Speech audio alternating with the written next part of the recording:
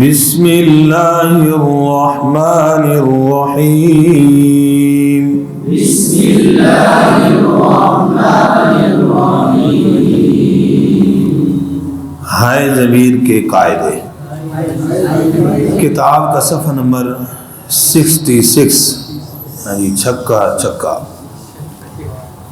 عربی عبارت میں جب کسی اسم ظاہر کو دوبارہ لانا مقصود ہو تو اختصار کے طور پر اس کی جگہ منصوب متصل مجرور متصل کی ضمیر واحد مذکر غائب ہو، کیا یہ ضمیر اسم فعل حرف تینوں کے ساتھ متصل ہوتی ہے، تشریف لاتی ہے۔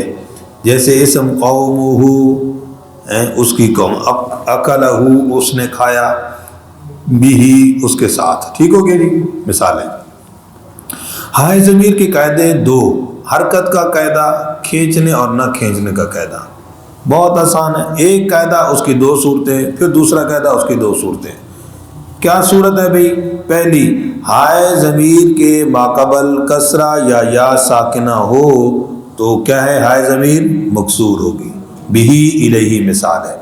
چار مثالیں مستثنا ہیں، مستثنا کی ہیڈنگ دیں گے۔ وما ثانیہ یا ہے تو مکسور ہونی چاہیے تھی لیکن مضموم، علیہ اللہ مکسور ہونی چاہیے، مضموم ہے۔ دو جگہ مکسور ہے، ساکن ہے، اور جی القی تو کیا ہونی چاہیے تھی؟ مکسور لیکن ساکن ہے۔ نمبر دو، ہائے ضمیر کا ماقبل کسرہ یا ساکنہ نہ ہو، برعکس ہو گیا اس کے تو ہائے ضمیر مضموم ہوگی۔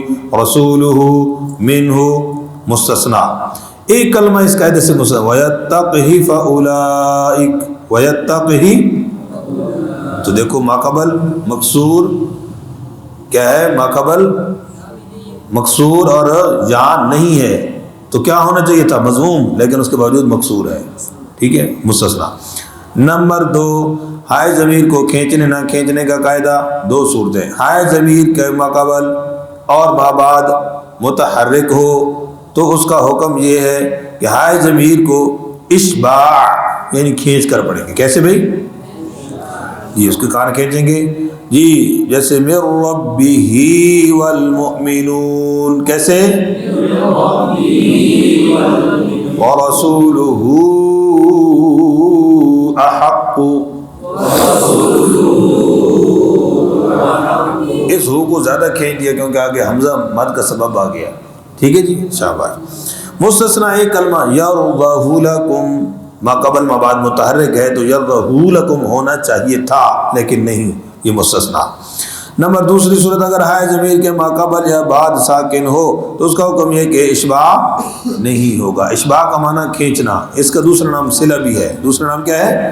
وہ نیچے لکھا ہوا ہے جی۔ جیسے منہ الماء، تو دیکھو بھئی منہ الماء، ماقبل بھی ساکن مابعد بھی ساکن، پہلا نون پھر لام ساکن۔ وَيُعَلِّمُهُ الْكِتَابَ، اس میں مابعد ساکن۔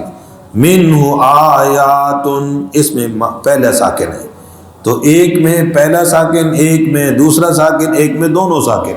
مثالیں سمجھ آئی؟ شاباش۔ مستثنا فیہ مہانا، یہ کلمہ اس قاعدے سے کیا ہے؟ مستثنا ہے۔ دیکھو ہا ضمیر سے پہلے ساکن ہے نا، متحرک نہیں ہے تو یہاں پر کیا ہونا چاہیے تھا؟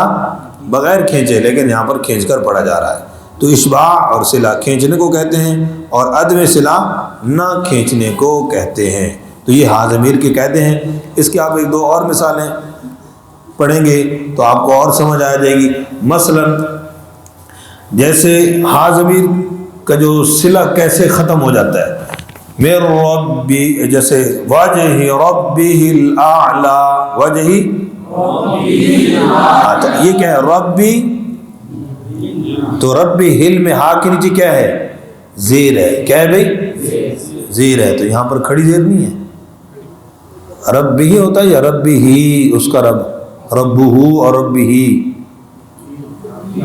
ہوتا ہے نا، ہاں، تو یہاں پر ہی صلہ ہونا چاہیے تھا اور تھا بھی صحیح، لیکن کیوں بیچارہ ختم ہوا؟ آگے ساکن آ گیا، آگے کیا آ گیا؟ اور ساکن ہو تو پھر صلہ نہیں ہوتا ہے جی، تو پھر کیا آتا ہے؟ اجتماع ساکنین کا قاعدہ جاری ہوتا ہے، ربی ہی میں یا مدہ اجتماع ساکنین کی وجہ سے حذف ہو جاتا ہے ربہ الاعلی۔